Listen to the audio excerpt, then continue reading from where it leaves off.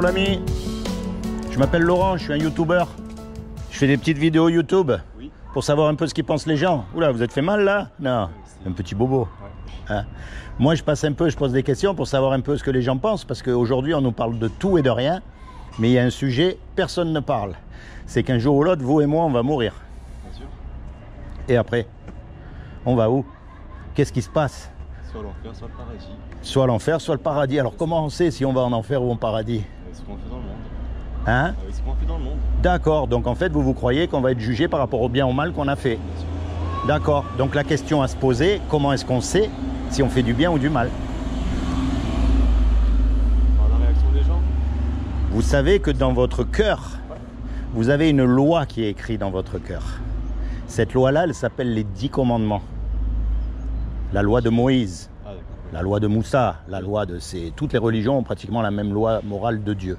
D'accord? Alors on va voir comment vous allez faire. Et attention, je ne vous juge pas parce que moi j'ai lamentablement échoué au test. Ouais. Il y a un commandement, il dit tu mentiras pas. Est-ce que vous avez déjà menti? Il m'est arrivé de mentir. Comment on appelle quelqu'un qui ment? Un menteur. Un menteur. Il y a un commandement, il dit tu voleras pas. Est-ce que vous avez déjà pris quelque chose qui n'est pas à vous? Étant très jeune. En plus, vous avez commencé jeune. Comment on appelle quelqu'un qui fait ça? Voleur. Il y a un commandement, il dit tu commettras pas d'adultère. C'est-à-dire. Quand vous êtes marié, si vous trompez votre femme, vous n'êtes pas marié? Donc là, vous vous dites, ouf, celle-là, je m'en sors bien. Ben non, parce que Jésus, il a dit, quiconque regarde une femme avec de la convoitise a déjà commis un adultère avec elle dans son cœur. Ouais, mais je suis pas comme ça. Vous voyez? Vous avez jamais regardé une image pornographique? Forcément. Comme tout le monde. Pas regarder des femmes comme ça, quoi. Mais vous savez pourquoi elle est belle, cette loi? Parce que justement, elle nous montre qu'on n'a pas le droit de se juger les uns les autres. Bien sûr. On est tous pareils. Bien sûr. Il n'y en a pas un qui est mieux que l'autre. Voyez? Et quand on meurt, on va être jugé, on va être confronté à cette loi-là. Et le problème, comme on a tous cassé cette loi-là, eh bien on va être déclaré coupable, puisqu'on a cassé la loi. Et si on a décassé la loi et qu'on est déclaré coupable, la sentence, ça va être l'enfer. Et ça, c'est terrible. C'est un endroit où on ne veut pas aller. Il y a marqué qu'il y aura des regrets éternels, des pleurs, des grincements de dents, des vers qui ne meurent jamais. Ça, c'est la mauvaise nouvelle. C'est ce qu'on mérite tous. Il n'y a pas un homme qui pourra dire « Moi, j'ai accompli la loi, je dois aller Bien sûr. Personne n'est meilleur, hein. Chacun ses erreurs. ». Mais maintenant, il y a une bonne nouvelle dans l'histoire, heureusement. C'est que c'est Dieu qui nous a créés. Vous croyez en Dieu, puisque vous croyez au paradis et à l'enfer. Bien sûr. Et un créateur, ça aime ce que ça crée, en général. D'accord? Un musicien, il aime sa musique. Un cuisinier, il aime les petits plats qu'il fait. C'est simple, hein, vous savez, c'est pas compliqué. Hein. Donc Dieu qui nous a fait, il nous aime. Et quelqu'un qui nous aime, il ne veut pas nous envoyer en enfer. Donc il a fait quelque chose pour que vous et moi, malgré qu'on soit coupables, on puisse éviter son châtiment. Est-ce que vous savez ce qu'il a fait? Seconde chance. Est-ce que vous voulez savoir? C'est jamais. Oui, pourquoi pas. Comme il a trouvé aucun homme de parfait sur la terre. Ni le pape, ni le rabbin, ni l'imam, aucun. On est tous pareils. Comme il a trouvé aucun homme, eh bien, ce qu'il a fait, c'est qu'il est venu lui-même sur terre. Et il s'est habillé avec un corps. Il a pris une forme humaine qui est Jésus. Et il a dit, quiconque croit que Jésus est le Fils de Dieu et qu'il est ressuscité des morts, il aura la vie éternelle à mes côtés. C'est une question de foi. C'est pas une question de faire.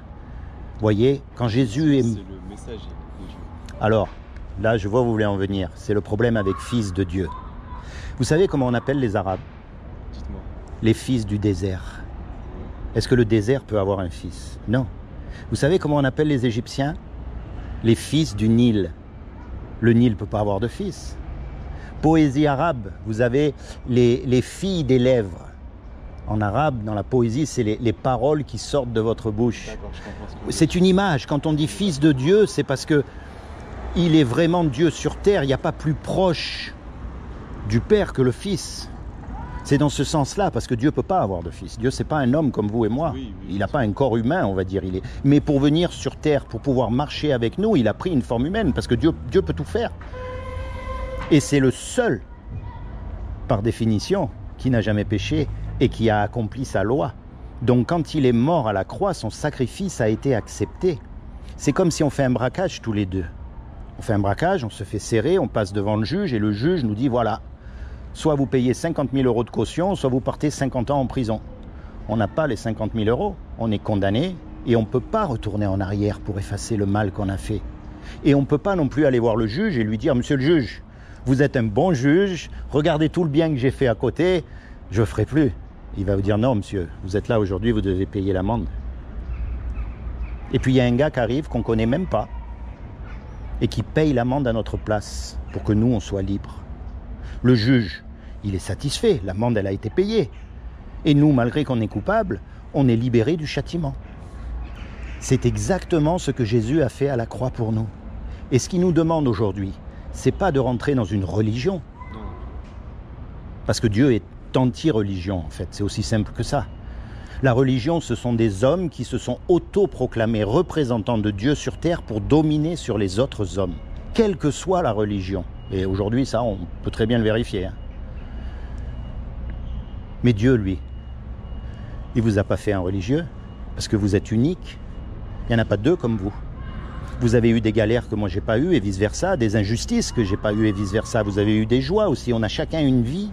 Et ça montre que ce que Dieu veut, c'est pas des hommes qui prient tout le temps à la même heure, au même endroit, qui pensent pareil et que si vous n'êtes pas d'accord avec eux, ils vous chassent et il y en a même, ils vous tuent. C'est pas ça qu'il veut. Lui, il veut pas des guerres de religion et tout ça, il s'en fiche. Non. Ce qu'il veut, c'est une relation personnelle avec vous. Quand vous êtes tout seul, pas comme les hypocrites qui vont à l'église le dimanche et qui chantent Alléluia, ça y est, et puis le mardi, ils ont oublié. Hein. Ou ceux qui vont à la mosquée le vendredi. Hein. Ah là, les prières, ça y va, mais le mardi, ils ont oublié qu'ils sont allés à la mosquée. C'est pas vrai? C'est ça. Non, c'est pas ça qui cherche Dieu. C'est un cœur sincère. C'est vous, tous les jours, dans votre marche, là où vous êtes, dans votre travail, si vous faites des études, dans vos études, dans votre sport, peu importe, Dieu en premier dans votre cœur.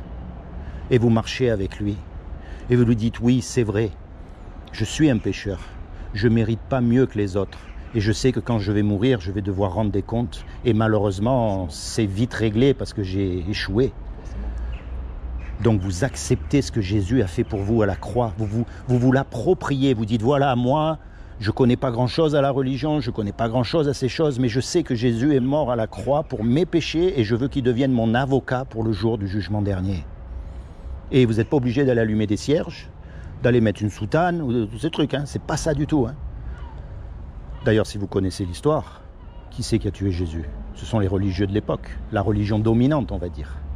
Et qui c'est qui nous dégoûte de Dieu aujourd'hui? C'est les religieux d'aujourd'hui. C'est pareil, il n'y a rien de nouveau sous le soleil. Voyez, la vraie marche, la prochaine fois que vous êtes confronté au mensonge, par exemple, ça peut arriver, hein. Vous savez, des fois ça va vite. Hein. Vous dites là, si je mens, personne ne va le savoir, je m'en sors bien. Dieu le sait. Mais dans votre tête, vous allez dire, mais Dieu le sait, je ne peux pas lui faire ça parce qu'il m'a sauvé, il me donne le paradis gratuitement. Et moi, là, je lui crache à la figure, c'est pareil. Donc, par conscience envers Dieu, vous choisissez de ne pas mentir, quel que soit le coût. C'est ça le truc, peu importe ce que ça va vous coûter. Et ça, dans tous les domaines.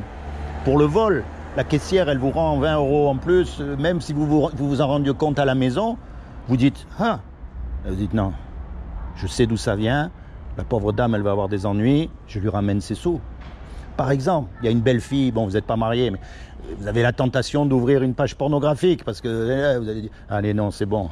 Voilà, vous marchez avec Dieu. Vous l'invitez dans votre cœur et vous lui parlez, vous lui partagez tout ce que vous avez, vous, dans votre cœur. C'est pas un livre de prière que vous pouvez réciter, ça a non-sens. Non, c'est votre vie. Imaginez, vous avez un fils. Il vient vous voir et il vous récite juste des poèmes tout faits.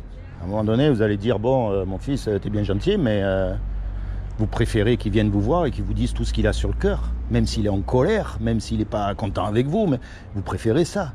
Eh bien, Dieu, c'est pareil. Mon ami, il n'y a plus rien de plus important que la mort. Parce que la mort va décider notre destinée éternelle. Et le seul nom sous le soleil qui nous a été donné, c'est le nom de Jésus. Pas ce qu'on en a fait. Pas le Jésus des catholiques, pas le Jésus des protestants, pas le Jésus des mormons, des témoins de Jéhovah. Tout le monde connaît Jésus, même les musulmans. J'ai essayé ça. Oui, tout le monde connaît Jésus. Mais il y a quand même un problème, c'est que le monde, il tourne pas rond. Alors si tout le monde connaissait Jésus, comme ils disent, après tout, Jésus, qu'est-ce qu'il a fait? Il a fait que du bien autour de lui, des miracles, des guérisons, on n'est pas d'accord? Il y a un problème. C'est pas le bon Jésus qu'ils connaissent. Alors moi, en souvenir, je vais vous laisser un petit livret, si vous permettez. Vous allez voir, c'est pas grand-chose, mais ça va vous permettre de vous rappeler tout ce que je vous ai dit et de chercher sincèrement. Ça s'appelle le saut. Est-ce que vous sauteriez d'un avion sans parachute? Parce que vous avez peur, évidemment, comme moi. Et pourtant, vous êtes prêt à sauter dans la mort? Est-ce que vous avez un parachute? Alors en introduction, là, vous avez un petit comparatif des différentes religions. C'est vraiment les idées clés. Au milieu du livre, vous avez le livre de Jean. C'est une partie de la Bible. C'est pour apprendre à connaître Jésus, lui, le Jésus de la Bible, pas ce qu'on en a fait. Et en dernier, en conclusion, vous avez quelques pages qui vous expliquent comment marcher avec Dieu, vous, tout seul. Parce que vous avez remarqué une chose avec ce Covid.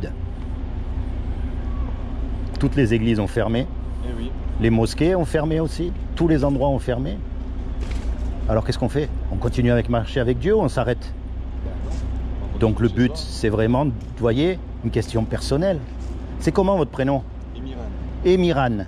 Je vais prier pour vous si vous permettez, d'accord? Je vais demander, Seigneur Jésus, je te demande que tu bénisses Emiran, que tu lui accordes le désir de son cœur, que tu te révèles à lui comme son sauveur et son Seigneur, et plus que tout, que tu lui permettes de rentrer dans sa destinée éternelle.